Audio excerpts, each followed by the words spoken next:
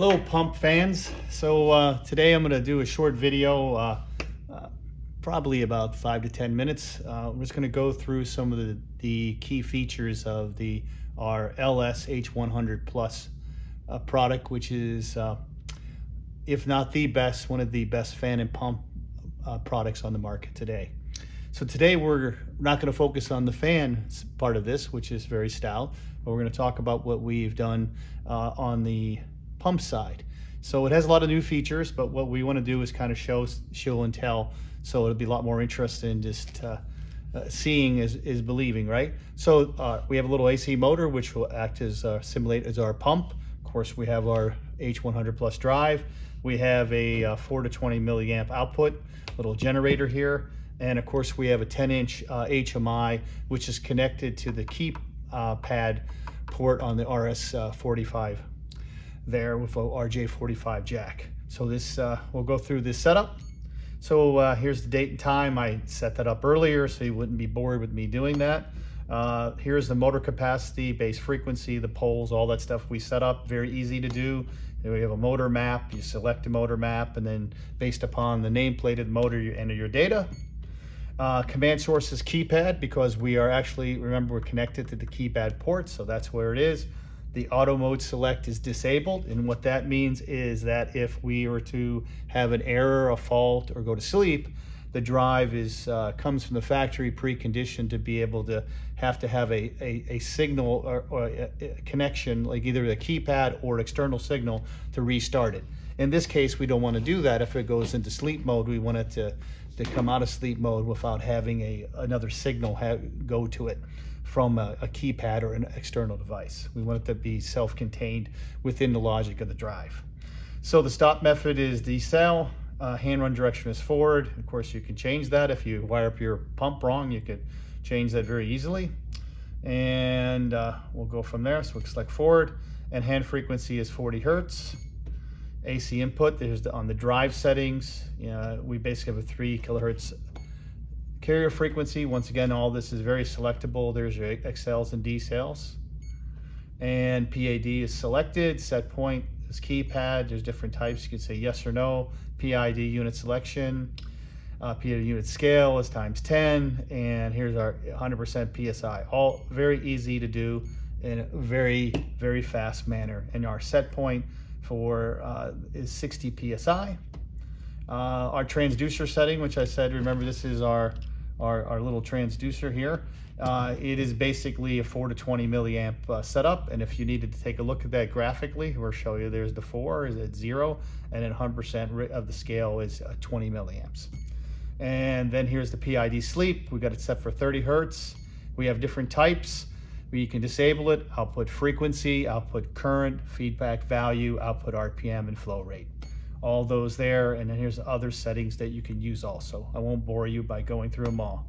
Wake up type is deviation. You also have a choice for absolute, but in this case we're going to use deviation. Wake up PSI is 20, and wake up time delay is 1 second. And here's an explanation to kind of show you what the difference between wake up and absolute, where the ranges and how they're deployed graphically. Thrust bearing protection is at 30 Hertz. Thrust decel is 2 seconds. Thrust decel times 5. All completely configurable, just as we said. And we should use the recommendation of your pump very easily to get that in there. Soft fill capabilities, if you need to know what that is, here's a quick graphic. Here's the soft fill zone, and that just stair steps you when you're starting at 0 to get to a set point that's high. You don't want to run very fast up there, because the drive could accelerate fast, and that might cause issues with your pump, and we don't want to damage it. So we want to gradually get up to the set point in a controlled manner. So low high back feedback, here's your settings on that, different types of feedback modes and timings and PSE levels and hysteresis. Reset and restart, so we have it for 3 retries, 5 seconds apart. And then here's your direct input settings. We have forward, reverse, external trip, reset, speed, low, medium, and high.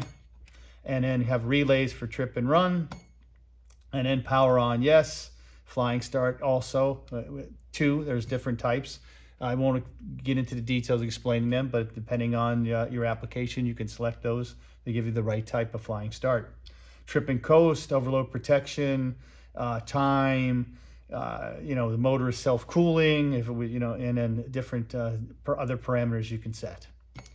So here we are. We're going to get this started by hitting the auto mode twice.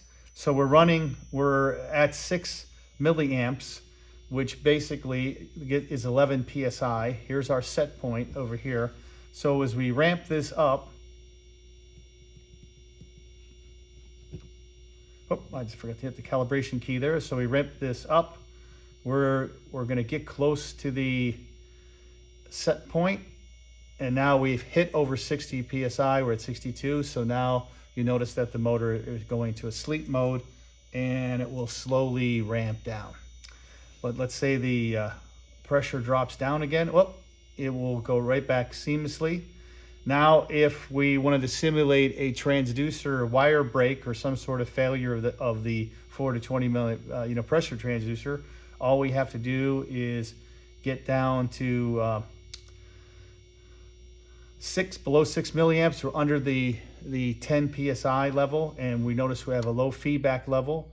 The drive is going to stop the motor, so we have a flashing warning where it was our thrust mode protection as always, configurable if you choose to use it if you need it.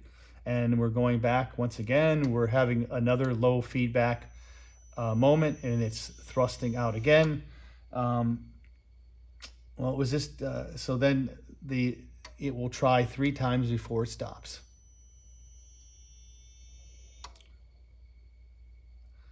So with that, there's different screens we can also show. So it is basically faulted out completely. So what we want to do is we'll go back to our home screen, and we'll hit a reset button here, and we go in auto. We fix the wire, so now we're going above, and the pump is operating normal. We also have a couple other screens here. Besides this bar graph that shows you this, if you wanted to look at a gauge system, we've added that to you. So you can see that the drive is at 60 Hertz, and this is our PSI rating. And if I change the transducer feedback, we can notice how it increments up on the PSI. A little different way of looking at it. So one more increment up on the PSI, and then we're going to go into sleep mode. So with that, that's a quick introduction of how it's easy to set up and use PID with our H100 Plus for pumping. Has a lot of other capabilities, but today I just wanted to give you a quick overview.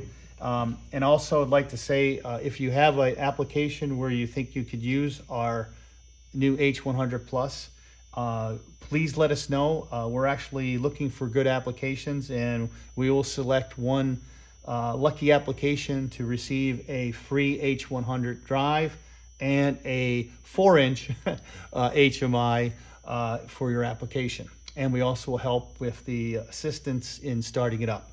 But with the capability of the drive capability, and also with the ability of the HMI and an easy menu, starting up has never been easier in a pumping application using PID.